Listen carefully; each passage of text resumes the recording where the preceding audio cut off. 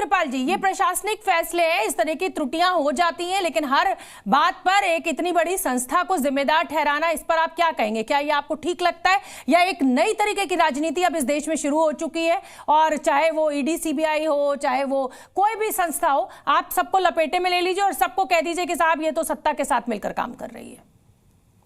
देखिए शोभना जी, चाहे वो पक्ष हो चाहे विपक्ष हो, संवैधानिक संस्थाओं पर उंगली उठाना बहुत काफी समय से चल रहा है और ये लगातार बढ़ता जा रहा है।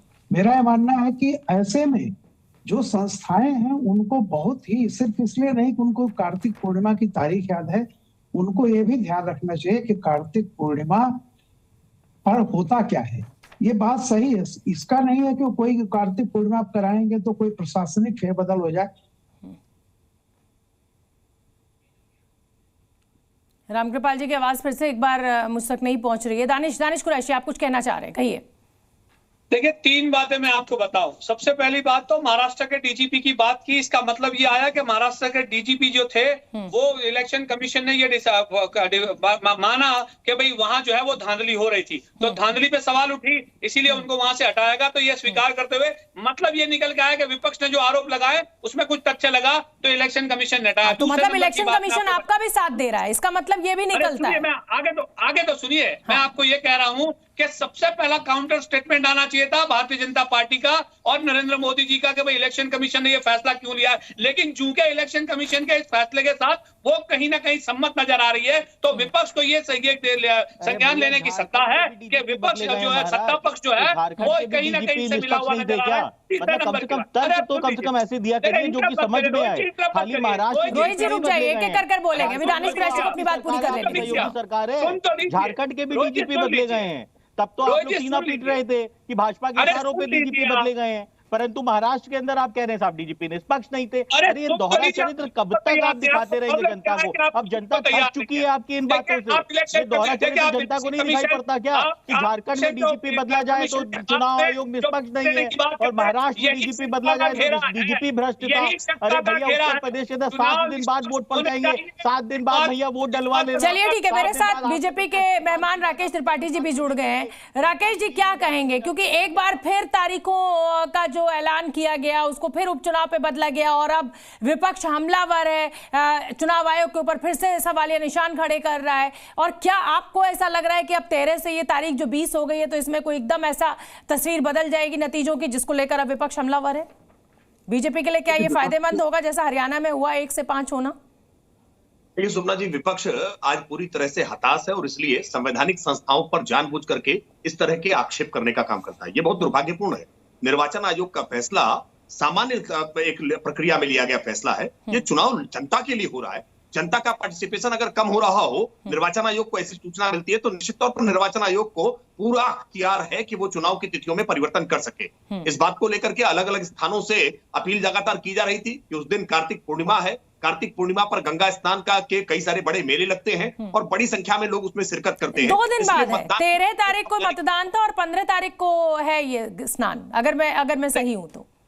नहीं, बिल्कुल सही है, लेकिन मैंने कहा ना कि कई सारे मेले लगते हैं और इन मेलों में जाने के लिए चाहे प्रयागराज में जाकर के लोग स्नान करना चाहते हो या पश्चिमी उत्तर प्रदेश में अलग अलग स्थानों पर जो मेले लगते हैं, इन मेलों में जाने के लिए लोग पहले से चले जाते हैं। और इसलिए अगर इस बात की अपेक्षा जनता की तरफ से की गई थी तो 1 हफ्ते में बहुत कुछ बदलने वाला नहीं है। 1 हफ्ते में अगर जनता का पार्टिसिपेशन इस चुनाव में और बढ़ रहा है तो ये स्वागत योग्य फैसला है। लेकिन राकेश जी, सवाल इसलिए भी खड़ा हो रहा है कि भाई 13 तारीख को सुबह 7 बजे से मतदान शुरू हो जाता है, चलिए कुछ जगह पे 8 बजे से शुरू हो जाता होगा, मतदान शुरू हो गया, उसके बाद भी तो आप मेले में आसपास के इलाके के लोग ही आते हैं।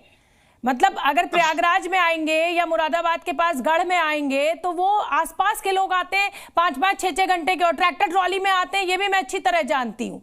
तो फिर इतना तो कोई दिक्कत थी नहीं, क्योंकि गंगा स्नान तो 15 तारीख का है, इसीलिए विपक्ष अब हमलावर है। नहीं, विपक्ष के हमलावर होने का कोई मतलब नहीं है। 13 तारीख को वोट पड़े या 20 तारीख को वोट पड़े, विपक्ष घबरा क्यों रहा है, विपक्ष परेशान क्यों हो रहा है? इस चुनाव में परिणाम उनके खिलाफ होने वाला है, इसीलिए तो घबराहट है ना। हम तो तैयार हैं, चुनाव कभी भी होगा, जब होगा चुनाव, हम चुनाव के लिए तैयार हैं, लेकिन लोकतंत्र में मतदाताओं का ज्यादा से ज्यादा मत पड़ सके इसके लिए प्रयास करना चाहिए। और अगर इसके लिए कहीं से अपील की जा रही थी, निर्वाचन आयोग ने उसका संज्ञान लेकर के तिथियां परिवर्तित की है, तो मुझे लगता है किसी राजनीतिक दल को घबराने डरने की आवश्यकता नहीं है।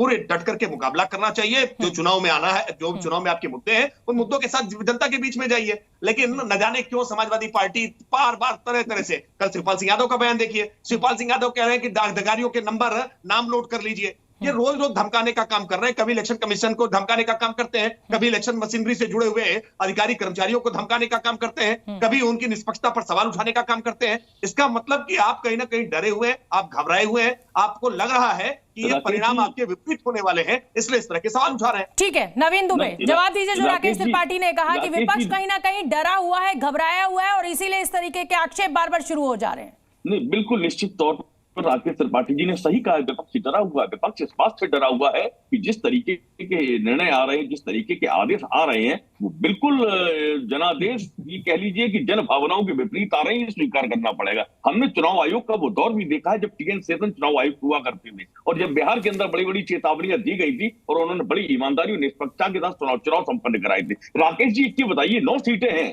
चुनाव की, प्रभावित होने वाली 2 या 3 सीटें हैं। अगर आप कार्तिक पूर्णिमा की बात करें तो आपने बाकी 6 सीटों पर क्यों तारीख बदल दी?